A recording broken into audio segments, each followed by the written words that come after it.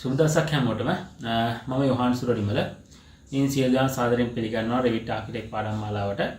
ඉතින් අද අපි බලාපොරොත්තු වෙනවා Revit කියන්නේ මොකක්ද කියලා software එක ගැන පොඩි හැඳින්වීමක් කරන්න. ඉතින් මේකෙන් පස්සේ අපි බලාපොරොත්තු වෙනවා සම්පූර්ණයෙන්ම Revit පාඩම් මාලාවක් ඔයාලට අරගෙන එන්න. මේ පාඩම් මාලාව අතරතුරදී අපි බලාපොරොත්තු වෙනවා Revit කියන්නේ මොකක්ද? Revit වලින් මොනවද කරන්න පුළුවන්? ඒ වගේම 3D model එකක් හදන්නේ කොහොමද Revit වලින්? 2D model එකක් 2D අපි drawing එකක් කරගන්නේ කොහොමද? ඊට පස්සේ අපි roof එක design කරගන්න. ඊට පස්සේ මේ පාඩම් මාලාව අතරතුරදී අණු කොටස් විදිහට ගොඩාක් දේවල් අපි අතුලත් කරලා තියෙනවා. ඉතින් මූලික වශයෙන්ම අපි Revit ගැන සම්පූර්ණ විස්තරයක් ඔයාලට කරනවා. Revit කොහොමද මේ software එකත් එක්ක වැඩ කරන්නේ? මේ software ගැන හරි විස්තරයක් ඔයාලට ලබා දෙන්න බලාපොරොත්තු වෙනවා. ඉතින් මම මේ පාඩම් මාලාවේ කොටස් කිහිපයකට කතා කරන්න බලාපොරොත්තු වෙනවා. අපේ බේසික් කෝස් එකක් විදිහට තමයි මේ කියන්නේ. ඉතින් සම්පූර්ණයෙන්ම ඔයාලා පාඩම් මාලාවත් එක්ක එකතු වෙලා හිටියොත් ඔයාලට සම්පූර්ණයෙන්ම මේ Revit කියන software එකේ architecture template එකත් එක්ක සම්බන්ධව ඒ අවශ්‍ය කරන සියලු තොරතුරු ලබා ගන්න පුළුවන්කම ලැබෙනවා. ඉතින් මම අද අපේ වැඩසටහන Revit කියන්නේ මොකක්ද කියන එක හඳුන්වා දෙන එක. ඉතින් අපි වැඩසටහනට යමු. තව දෙයක් මතක් කරන්න ඕනි අපේ මේ description එකේ ඔයාලට අවශ්‍ය කරන අපේ මෙතනින් එහාට යන අපේ පාඩම් මාලාවට අදාළව අවශ්‍ය කරන ඒ link ටික episode කිහිපයකින් තියෙනවා ඔයාලට. ඒ episode වලට අදාළව ඔයාලට link කිහිපයක් අපේ description එකේ දාලා තියෙනවා. ඒ description එකේ දාලා තියෙන link වලින් ගිහිල්ලා ඔයාලට ඕන වෙලාවක අපේ පාඩම් වල අනු කොටස් වලට සම්බන්ධ වෙන්න පුළුවන්. මම අපේ මෙතනින් එහාට යන අපේ lesson සහ සම්පූර්ණ AutoCAD පාඩම් මාලාව ගැන. හරි අපි අද දවසේ අපේ පාඩමට යමු. අපි මුලින්ම බලාපොරොත්තු වෙනවා Revit කියලා කියන්නේ මොකක්ද කියලා හඳුන්වා ගන්න. Revit කියන software එක ගැන හඳුන්වුවොත් Revit කියලා කියන්නේ සරලම හඳුන්වීම වශයෙන් ගන්න පුළුවන් autodesk කියන කම්පැනි හදලා තියෙන BMI software එකක් තමයි Revit කියලා කියන්නේ. Building Information Modeling software එකක් තමයි Revit කියන්නේ. ඒකට BMI කියන එක ගැන අපි කතා කරනවා ඉස්සරහදී. autodesk කම්පැනියෙන් හදපු BMI software එකක් තමයි Revit කියලා හඳුන්වන්නේ. එතකොට මේ Revit කියන software එක හදලා තියෙන්නේ architecturesලාට, engineersලාට, construction team. නැත්නම් අපි AEC team කියලා හඳුනගන්න අපේ construction industry එක ඇතුළේ ඉන්න ඉහළම තලයේ සියලු දෙනා නියෝජනය කරන පොදු කණ්ඩායමට තමයි මේක හදලා තියෙන්නේ. high quality building infrastructure එක design කරගන්න, එහෙම නැත්නම් නගර නිර්මාණය කරගන්න, building හදාගන්න, mechanical electrical plumbing එක accuracy එකට නිර්මාණය කරගන්න තමයි මේ Revit කියන software එක develop කරලා තියෙන්නේ. මේ Revit කියන software එක ගැන කතා කරොත් මේකේ මම ප්‍රධාන කාරණා තුනක් යටතේ කතා කරනවා. එකක් තමයි අපිට parametric accuracy එකටම මේකේ model design කරගැනීමේ හැකියාවක් තියෙනවා. මේක මෙහෙම කියනවා model shape structural system in 3D with parametric accuracy precision and easy. මේක ඇතුලේ අපිට model shape එක design කරගන්න පුළුවන්, structure එක design කරගන්න පුළුවන්, system එක design කරගන්න පුළුවන් 3D parametric accuracy එකටම. එතකොට මේක පහසු සහ නිර්වෘද්ධතාවෙන් ඉහළ software එකක් විදිහට හඳුනා ගන්නවා මේ Revit කියන software එක. මම කතා කරන පළවෙනි benefit එක තමයි ඔය model shape එක 3D parametric accuracy එකම නිර්මාණය කර ගැනීමේ හැකියාව කියන්නේ. අපි කතා කරා Revit කියන software එක හදලා තියෙන මේ අපේ කණ්ඩායමට තොරතුරු දෙන්න කියලා. ඒ වගේම තමයි ඒ තොරතුරු දෙන්න එයා හදලා තියෙන පළවෙනි benefit එක තමයි අපිට parametric accuracy එකට මේක ඇතුලේ නිර්මාණ කර ගැනීමේ හැකියාව. ඊට පස්සේ තව benefit එකක් විදිහට අපි කතා කරනවා streamline documentation කියන එක. අපි සාමාන්‍යයෙන් අපේ ප්‍රොජෙක්ට් එකක් අවසානයේ අපි බලාපොරොත්තු වෙනවා අපිත් එක්ක සම්බන්ධ වෙන ඊළඟ පාර්ශවයට නිවැරදි තොරතුරු ලබා දීම. එහෙම නැත්නම් අපිත් එක්ක සම්බන්ධ වෙන වෙනත් පාර්ශවයන් වලට එයාලගේ තීරණ වලට පහසු වෙන විදිහේ තොරතුරු ලබා දීම තමයි අපි හැම වෙලාවෙම බලාපොරොත්තු වෙන්නේ අපේ ප්‍රොජෙක්ට් එකක් කරා. ඉතින් මේ අපේ Revit කියන software එක ඇතුලේ මොනවාම හරි change එකක් අපිට කරන්න ඕනත් අපි කතා කරොත් අපේ floor plan එකේ වෙනසක් සිද්ධ කරන්න ඕනොත් ඒක අදාළව අපිට elevation වලට බලපාන විදිහට, schedules වලට බලපාන විදිහට, section වලට බලපාන විදිහට එකපාර වෙනස් කර ගැනීමේ හැකියාවක් තියෙන software එකක් තමයි මේ Revit කියලා කියන්නේ. එතකොට අපි අවසාන ගුණත්වයෙන් යුතු තොරතුරු ලබා දෙනකොට අපි හැම වෙලාවෙම project එකේ changes තිබිලා ඒ changes ටික හරියට update වෙලා තිබුණ නැත්නම් අපේ ගුණත්වයෙන් යුතු තොරතුරක් මෙහෙම වෙන්නේ නැහැ. අපි දැන් විශාල වැඩි ප්‍රමාණයක් එක තමයි drawing එක issue කරගන්නේ. එතකොට මේක ඇතුලේ අපිට හදලා දීලා තියෙන මේ centralized database පද්ධතියක් කරා තමයි මේක ක්‍රියාත්මක වෙන්නේ. ඒතකොට අපි එක තැනක change එකක් අපිට සම්පූර්ණ project එක අරහාම project එකේ change එකක් විදිහට යොදා ගන්නට පුළුවන්. ඒ වෙලාවට අපිට මේ project එකෙන් ඉහළ ගුණත්වයෙන් යුතු තොරතුරක් ලබා දීමේ හැකියාවක් තියෙනවා. අපි ඉස්සරහට කතා කරනවා රීසන් කිහිපයක්. එතකොට ඔයාලට මේ කිව්ව කාරණාව තවත් හොඳින් පැහැදිලි වෙනවා. ඊට පස්සේ මම කතා කරන තුන්වෙනි බෙනිෆිට් එක විදිහට තමයි empower multi disciplinary team එකක් එක්කම වැඩ කරන්න හැකියාවක් තියෙනවා. මේක tool set එකක් තියෙනවා. මම කතා කරොත් coordinator part එක collaborate කියන unit දෙයක් මේක ඇතුලේ තියෙනවා. ඒකට මේ collaborate පහසුකමක් collaborate කිරීමේ හැකියාව නැත්නම් පහසුකම තියෙනවා. ඊළඟට coordination පහසුකම පහසුයි මේක ඇතුලේ වැඩ කරගෙන යන්න.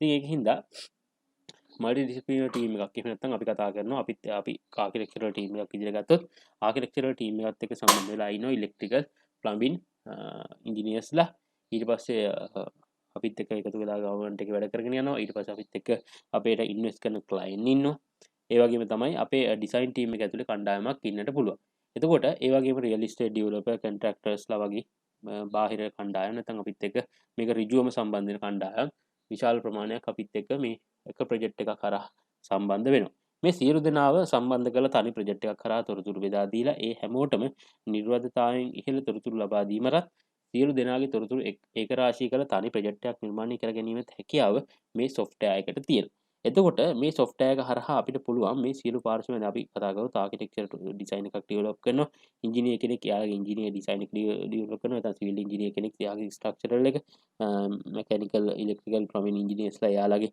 මෙකැනිකල් සිස්ටම් එක ඉලෙක්ට්‍රිකල් සිස්ටම් එක ප්ලම්බින් සිස්ටම් එක ඩෙවලොප් කරගන්න පුළුවන් අපිට තනි සිංගල් 3D මොඩල් එකක් හරහා. ඒතකොට මේ සියලු දෙනාගේ තොරතුරු එක්තරා සෙන්ට්‍රලයිස්ඩ් ඩේටාබේස් පද්ධතියක් කරහා තමයි අපි එකතු කරගෙන තියෙන්නේ. එතකොට මේ සියලු දෙනාගේ තොරතුරු එකම තැනකට ගොනු වෙනවා. මේ ගොනු වෙන තොරතුරු ටික අපිත් එක්ක සම්බන්ධ වෙන අපේ ක්ලයන්ට් එහෙම නැත්නම් රජයට ඒ වගේ පාර්ශ්වයන් වලට නිවැරදිව ලබා දීමේ හැකියාව සහ එයාලට නිවැරදි අයිඩියා එකක් දෙන්නත් හැකියාවක් තියෙන software එකක් තමයි මේ Revit කියලා කියන්නේ.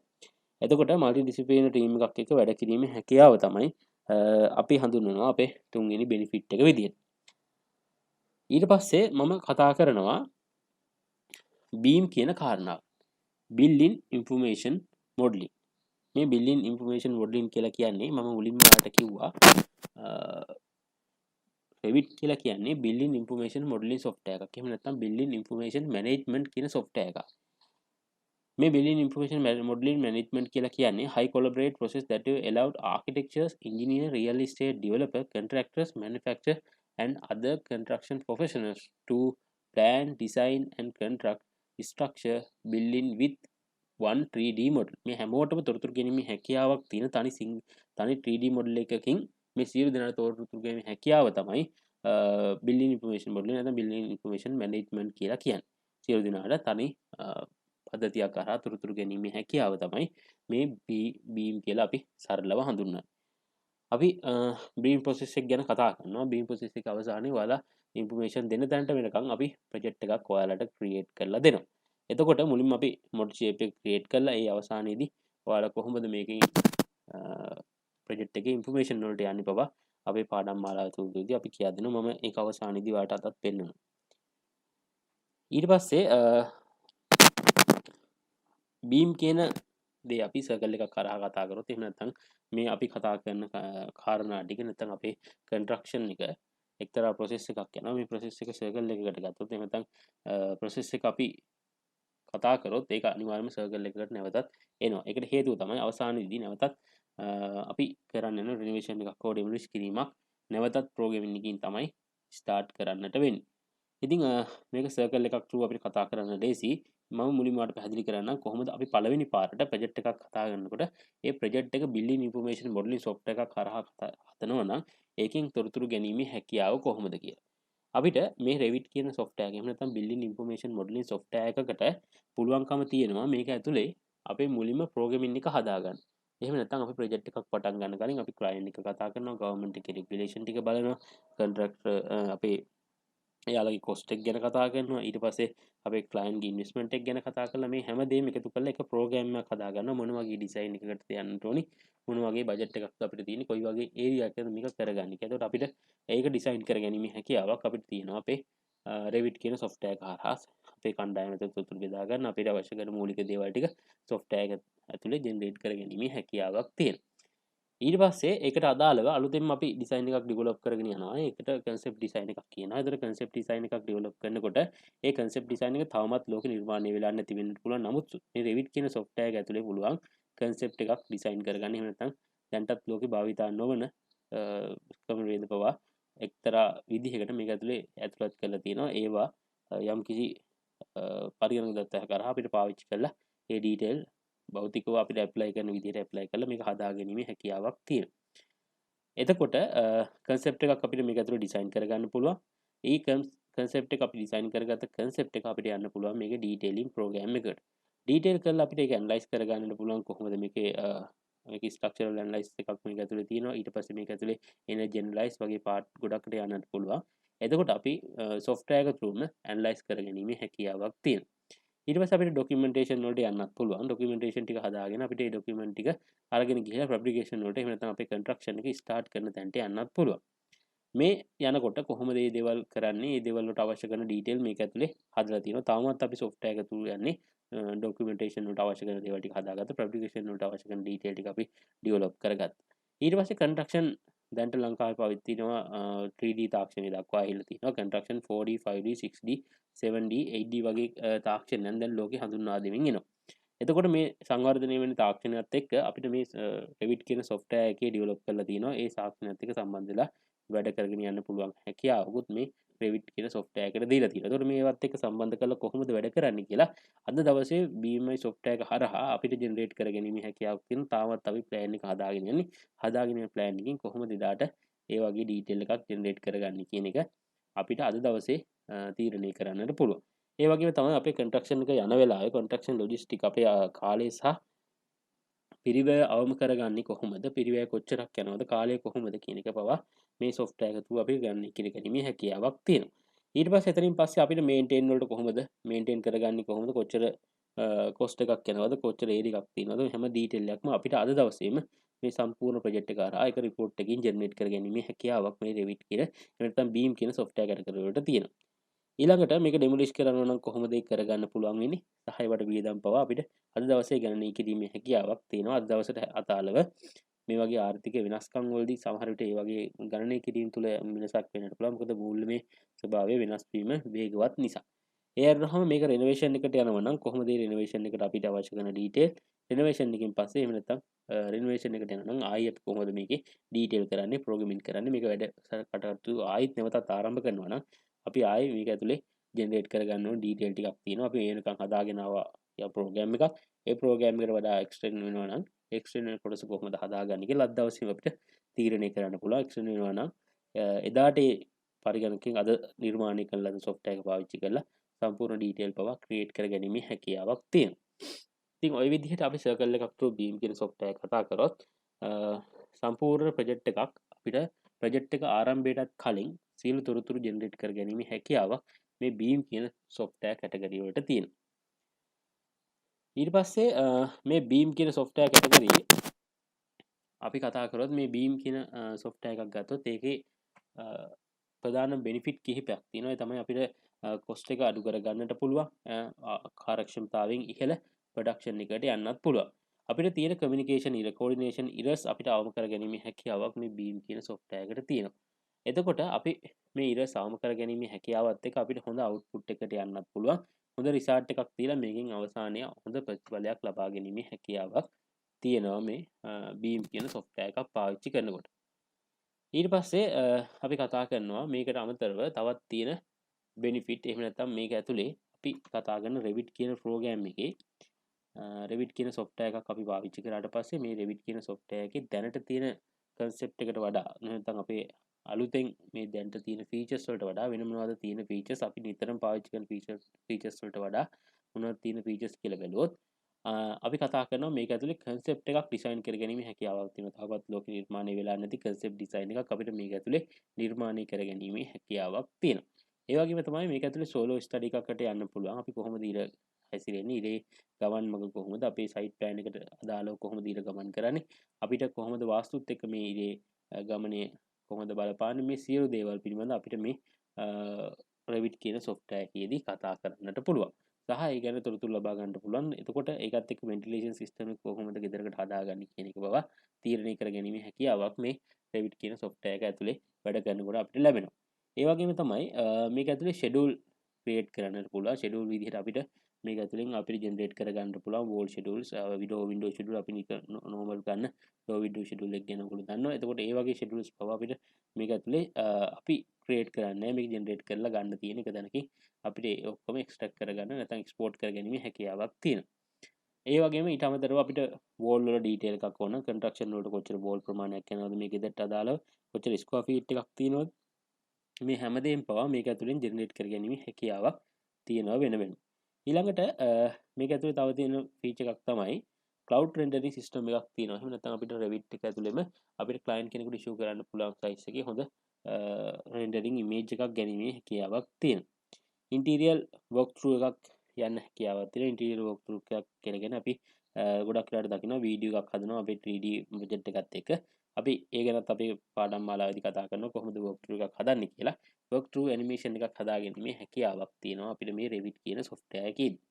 ඊට පස්සේ මේ software එකේ තවත් තියෙන විශේෂත්වයක් තමයි මේ energy analyze part එකක් තියෙනවා. energy analyze කියලා කියන්නේ මේක ගොඩක් වෙලාවට structural එකත් එක්ක තමයි combine.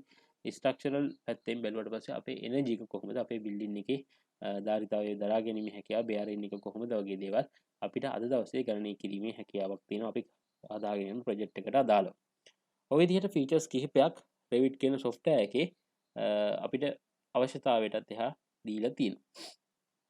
මම වීඩියෝ එකක් ඔයාලට දැන් ප්ලේ කරනවා. මේ වීඩියෝ එකෙන් හරහා ඔයාලට බලා ගන්න පුළුවන්කම ලැබෙනවා කොහොමද මේ Revit කියන software එකේ පුංචි හැඳින්වීමක් මෙතන තියෙනවා. මම හිතන්නේ One day you wake up and realize your ambition has become to design a better world. And from that point forward, you see your life's work in a whole new way. You create, you conceptualize, you fashion, you form. You give shape, space, and ideas a life of their own. You design, model, and visualize. And with the cloud, you simulate. You use automation to turn the ordinary into the extraordinary. You communicate, analyze, and share, and you collaborate with others, engineers, architects, designers, and builders, working together in the cloud. You optimize, plan, and fabricate, and then you build. You build the world that you imagine. You realize all of this in Revit.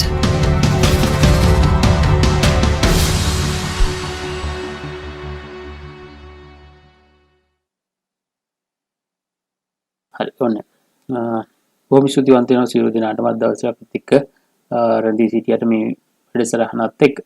ඉතින් අපි බලාපොරොත්තු වෙනවා මෙතනින් එහාට අපේ episode කිහිපයකින් මේ පාඩම් මාලාව අරගෙන ඉන්න. ඉතින් පහළ ඩිස්ක්‍රිප්ෂන් එකේ තියෙනවා අපේ අවශ්‍ය කරන ලින්ක්. අපි පාඩම් මාලාව හදලා ඉවරුණාට පස්සේ කොටස් වශයෙන් අපි නැවත නැවත ඩිස්ක්‍රිප්ෂන් එක අප්ඩේට් කරලා තියන්න. ඉතින් මූලිකවම අපි පාඩම් කිහිපයක් අද දවස් වෙනකොට ඉදිරිපත් කරලා තියෙනවා. ඉතින් ඔයාලට බලන්න පුළුවන්. ඉතින් සම්බන්ධ වෙන්න අමතක කරන්න එපා subscribe කරන්න. ඉතින් මෙතනින් පස්සේ අපි පාඩම් මාලාව තුළදී නැවතත් හමු වෙමු. ප්‍රශ්න තියෙනවා නම් කමෙන්ට් කරන්න සහ ඔයාලගේ අදහස් තියෙනවා කමෙන්ට් කරගෙන යන්න. අපි මෙතනින් එහාට අපේ software එකත් එක්ක වැඩ කරනකොට හම්බෙමු. හරි. බොහොම ස්තුතියි සියලු දෙනාටම.